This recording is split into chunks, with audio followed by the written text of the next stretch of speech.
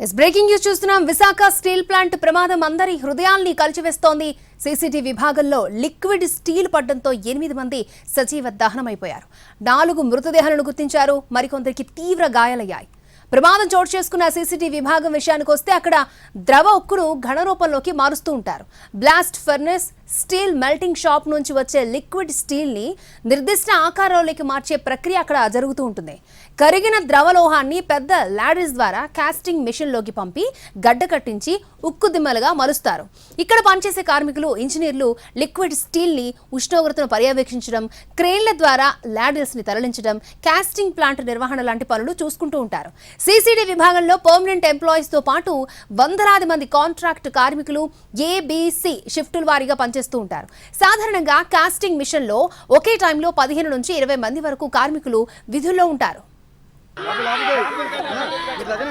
Visakha steel plant ప్రమాదం అందరి హృదయాల్ని కలిచివేస్తూ ఉంది. అక్కడ బాధితులు రోధిస్తున్న విజువల్స్ కూడా మనం లైవ్ లో చూడొచ్చు. అలాగే ఎన్టీవీ స్క్రీన్ మీద ఎక్స్క్లూజివ్ విజువల్స్ మనం చూస్తూ ఉన్నాం.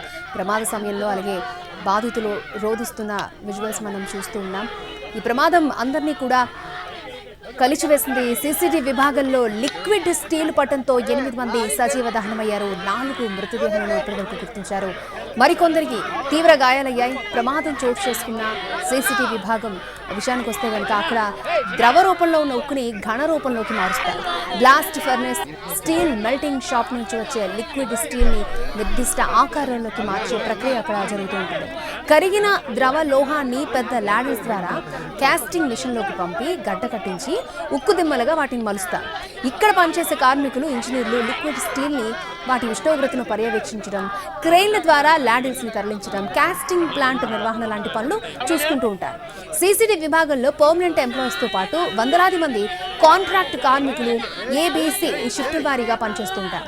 సాధారణంగా కాస్టింగ్ మిషన్ లో ఒకే టైంలో 15 నుంచి 20 మంది వరకు కార్మికులు విధుల్లో ఉంటారు. రైట్, ఇక విశాఖ స్టీల్ ప్లాంట్ ప్రమాద ఘటనపై సీఎం చంద్రబాబు దిగ్భ్రాంతి వ్యక్తం చేస్తున్నారు. అక్కడ సహాయక చర్యలు కొనసాగుతున్నాయి. మరిన్ని వివరాలను మా ప్రతినిధి రవిచంద్ర మనకు అందిస్తారు. స్టీల్ ప్లాంట్ లో జరిగిన ఘోర అగ్ని ప్రమాద ఘటనలో స్టీల్ ప్లాంట్ ఆసుపత్రి మార్చిరి ఉందో మార్చిరి దగ్గర తీవ్ర వేదన కనిపిస్తుంది. అటు ఒకవైపు బాధిత కుటుంబాలు, మృతి చెందిన వారి కుటుంబాలతో పాటుగా కార్మిక సంఘాల నాయకులు, కార్మికులంతా కూడా ఇక్కడికి చేరుకున్నారు. ప్రమాదం జరిగిన తర్వాత ఇన్సిడెంట్ కారణాలను తెలుసుకునే బదులు ముందుగానే వీరంతా కూడా ఇక్కడికి చేరుకోవడం జరిగింది. ఒకవైపు తీవ్రంగా గాయపడ్డ 8 మందిని ప్రత్యేక అంబులెన్స్ ద్వారా నగరంలో ఉన్న ఆసుపత్రులకు తరలించారు. అక్కడ మెరుగైన వైద్య సేవల కోసం వారిని షిఫ్ట్ చేసిన పరిస్థితి ఉంది. ప్రస్తుతం బాధిత కుటుంబాలన్నీ కూడా తీవ్ర వేదనలో ఉన్నాయి.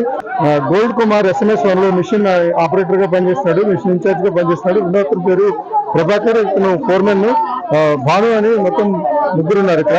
మరొక నక్కి వెంకటరమణ, ఇతను కాంట్రాక్ట్ లేబర్, మదీనాబాద్ కు చెందిన అతను. ఈ 4 కూడా మృతి చెందినట్టుగా అధికారికంగా నిర్ధారణ అయింది.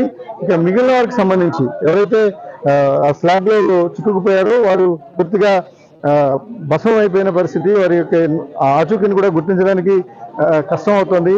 ఒక విధంగా ఇది విశాఖపట్నం స్టీల్ ప్లాంట్ కు సంబంధించి ఒక ఘోరమైన దుర్ఘటన. ఈ ఘటన జరిగిన తర్వాత ఒకవైపు బాధితులను గుర్తించడంతో పాటుగా వారికి మెరుగైన వైద్య సేవలు అందించడానికి చేసిన ప్రయత్నాలు కొనసాగుతుండగానే మరోవైపు రెస్క్యూ ఆపరేషన్ విస్తృతంగా కొనసాగింది. భారీ స్థాయిలో దాదాపు కోట్లాది రూపాయల ఆస్తి నష్టం కూడా వాటిల్లింది. ప్రస్తుతం ఇక్కడ మార్చి దగ్గర భయానకమైన దృశ్యాలు ఉన్నాయి. అందరూ కూడా గుండెల రోధిస్తున్న పరిస్థితి కనిపిస్తోంది. ఇక క్షతగాత్రుల్లో కూడా 80% పైన గాయాలైన వారు ఉన్నారు. వారికి గుర్తుపట్టడం కానీ వారి యొక్క ఆరోగ్య పరిస్థితి పైన ఇప్పటికీ ఆందోళన వ్యక్తమవుతోంది. వారి యొక్క ఆరోగ్యం ఏ విధంగా ఉంటుందనే దాని మీద 80% దాదాపు బారినట్టే. వారు ఒకవేళ జీవించి ఉన్నా కూడా వారికి సంబంధించిన అనేక సమస్యలు తలెత్తే అవకాశం ఉంటుంది. ప్రస్తుతం విశాఖపట్నం స్టీల్ ప్లాంట్ మార్చిరి దగ్గర నుంచి మృతదేహాలను తరలించే ప్రయత్నాన్ని కూడా అధికారులు చేస్తున్నారు. ఇక ప్రమాద కారణాలను విశ్లేషించుకున్నప్పుడు ఖచ్చితంగా ఇది ఒక మ్యాన్మేడ్ మిస్టేక్ జరిగిందా లేకపోతే సాంకేతిక కారణాల వల్ల ఈ ఇన్సిడెంట్ జరిగిందా అనే దాని మీద స్పష్టత రావాల్సిన అవసరం ఉంది. ఇప్పటికున్న సమాచారం ప్రకారం లాడిల్ ఏదైతే ద్రవకు ట్రావెల్ చేస్తుందో ఆ ద్రవకు ట్రావెల్ చేసినప్పుడు ఒకసారిగా లాడిల్ జారి కింద పడింది. ఆ జారినప్పుడు ఒకసారిగా మంటలు చెలరేగాయి. మంటల కారణంగా మొత్తం విభాగం అంతా కూడా ఏదైతే ఆపరేషన్ విభాగం ఉంటుందో ఆపరేషన్స్ విభాగం పూర్తిగా మంటల్లో చిక్కుకుపోయింది. ఆ కారణంగానే అక్కడ ఎవరు కూడా తీవ్రమైన ఇబ్బంది పడిన పరిస్థితి. వారంతా కూడా చిక్కుకుపోయారు, మంటల్లో చిక్కుకుపోయిన వారు.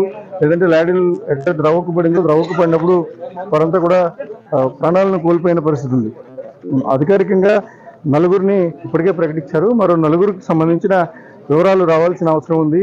ఓవరాల్గా ఈ ఇన్సిడెంట్లో 8 మంది చనిపోయినట్టు ఇప్పుడు నిర్ధారణ అవుతోంది. ఇక మరొక 8 నుంచి 10 మంది వరకు కూడా గాయపడ్డారు. గాయపడిన వారిని నగరంలో ఉన్న వివిధ ప్రైవేట్ ఆసుపత్రులకు తరలించారు. వారి బర్న్ పర్సెంటేజ్ ఎక్కువ ఉంది కాబట్టి వారందరికీ కూడా మెరుగైన వైద్యం కోసం సిటీకి తరలించిన పరిస్థితి. ఇటీవల కాలంలో అంటే 2012లో ఆక్సిజన్ ప్లాంట్లో ఇన్సిడెంట్ తర్వాత అదే స్థాయిలో ఇన్సిడెంట్ జరగడం ఇది మొదటిసారి. ఇక్కడ కారణాలు, ప్రమాదానికి గల కారణాలను ప్రస్తుతం యాజమాన్యం విశ్లేషించుకుంటుంది. రెస్క్యూ ఆపరేషన్ అయితే పూర్తిగా కంప్లీట్ అయింది. ఇక క్షతగాత్రులకు సంబంధించి కానీ వారి ఆధారాలను వారికి సంబంధించిన కుటుంబ సభ్యులకు సమాచారం ఇవ్వటువంటి ప్రక్రియను ప్రస్తుతం నిర్వహిస్తున్నారు. మరోవైపు యూనియన్లు అయితే చాలా స్పష్టమైన ఆరోపణ చేస్తూ ఉన్నాయి. ఎవరైతే స్కిల్డ్ ఎంప్లాయీస్ ఉండాల్సిన చోట అన్స్కిల్డ్ ఎంప్లాయీస్తో పనులు చేయించాల్సి వచ్చినప్పుడు కొంత ఇబ్బందికరమైన వాతావరణం వస్తుందని మొదటి నుంచి మేము యాజమాన్యానికి చెప్తున్నాం. వారు సీరియస్గా తీసుకునే కారణంగా ఈరోజు ఇటువంటి ప్రమాదాలు జరుగుతున్నాయని ఒక బలమైన ఆరోపణలను కార్మిక సంఘాలు చేస్తున్నాయి. శ్రీధర్తో రవిచంద్రన్ టీవీ విశాఖపట్నం.